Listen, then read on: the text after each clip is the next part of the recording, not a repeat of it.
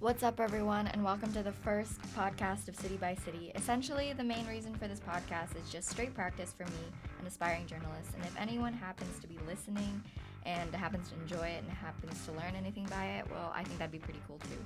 Basically, the whole concept of City by City is to do a quick rundown on all the major sports in the nation, but instead of dividing it up by sport, I thought we'd divide it up city by city.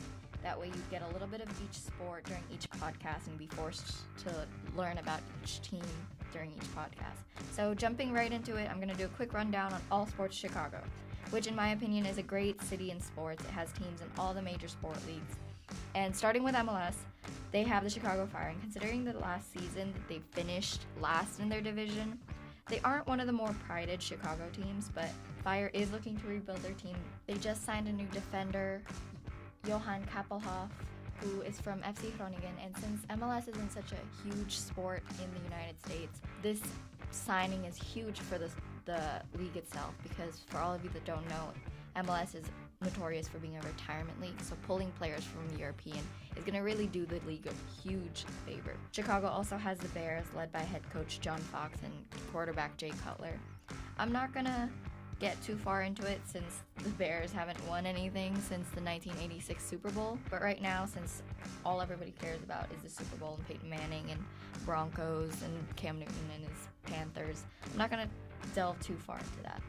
But moving on to the sports that are actually more popular in Chicago, we have Major League Baseball, hockey, and basketball.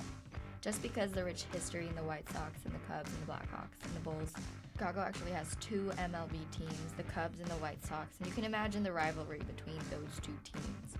Yes, the White Sox have won more with 3 World Series titles, and the Cubs have won 2, but for me, I'm a Cubs fan just because of the rich history behind the team. I think that if you Google Cubs curse, it's very interesting. I think it's very ironic. Basically, some fan got kicked out of a Cubs game, and he cursed the Cubs team, saying that they wouldn't win a World Series as long as the curse was implemented.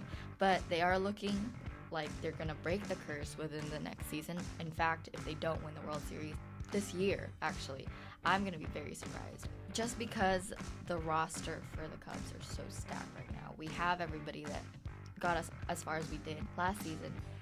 With Baez and Rizzo and Soler. I mean, we have all those people, and now we have people like Jason Hayward on the team. It's going to be really good.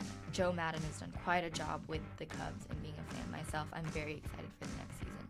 And yeah, if you want to find a team in Chicago that is very consistent and you won't be disappointed, I would go with the Blackhawks. I know hockey isn't for everyone. It takes a certain mindset, just like soccer, but I believe that if you're in Chicago, if you want to get into any Chicago sports team, the Blackhawks are the way to do it, just because you won't be disappointed. They kind of have this monopoly or dynasty, I would say, on the Stanley Cup, and it's not like every year they're winning, but every other year you can count on the Blackhawks winning, just because they have been doing that for the past 5 years. They do suffer, obviously, from the pattern of having a hangover season. A hangover season is just a season after they win that they don't win the Stanley Cup. So it's not like year after year they're winning. No, the Blackhawks win, have a hangover season, win. It's frustrating. It's looking like they're going to break that pattern. They won last year, and right now they're in first place in their division. In the entire league, the only team that's ahead of them is Washington. And I think that with Artemi Panarin and Patrick Kane, Duncan Keith, and Jonathan Toews, they're going to take this year.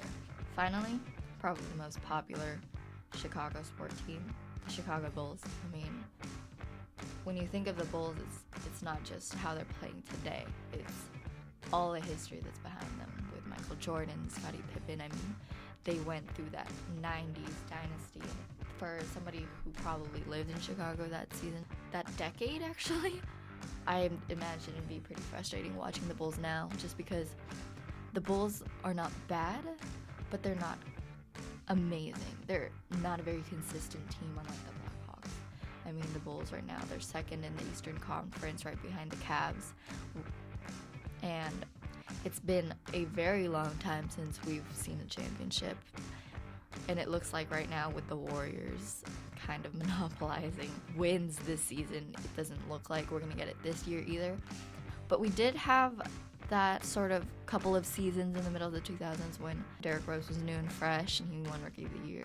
And we had Tom Thibodeau right under him, and I think that was a really bad false hope for Bulls fans everywhere, just because it was kind of like, oh, we have this new fresh talent, and then he gets injured.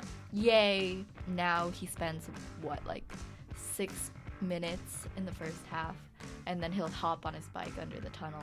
And if you watch the Warriors and Bulls game this season, the first 6 minutes, Derrick Rose completely put Steph Curry in his place. And I know that's a huge statement coming from me, which I'm not an expert in any of this, but just watching basketball and watching Steph Curry and Derrick Rose play each other that night, I'd say that Derrick Rose put him in his place.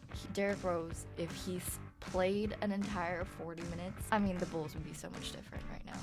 But right now, I think it's Jimmy Butler's team. Jimmy Butler, all in all, that's his team. He runs it, and he has Pau and Noah under the net, who I think Pau, Noah, and Gibson, I think they should honestly just trade. I love the three. I've been watching Bulls basketball a long time, but I think with the new coach, Fred Hoiberg needs a brand new, fresh team, young. Keep Nikola Mirotic, keep Jimmy Butler, keep McDermott, but get rid of the players that have played old school basketball. Hoiberg needs a fresh new team, and I think that's the only way they're going to do something in the league. Honestly, for all Chicago sports, they're not terrible, and I think that's a good kind of basis, because you don't want to pick the best teams, because then you'll get bored. They're always winning. With Chicago, it's kind of like, oh, we'll win this season with the Blackhawks, we'll lose the next one. With the Bulls, you never know if they're going to win or lose. They could lose to the Sixers. They've lost to the Suns. You just never know. And with the Cubs, well, next year. That's all I have to say for that. That's it for me. This has been City by City. I'm Aliana, and thanks for listening, guys.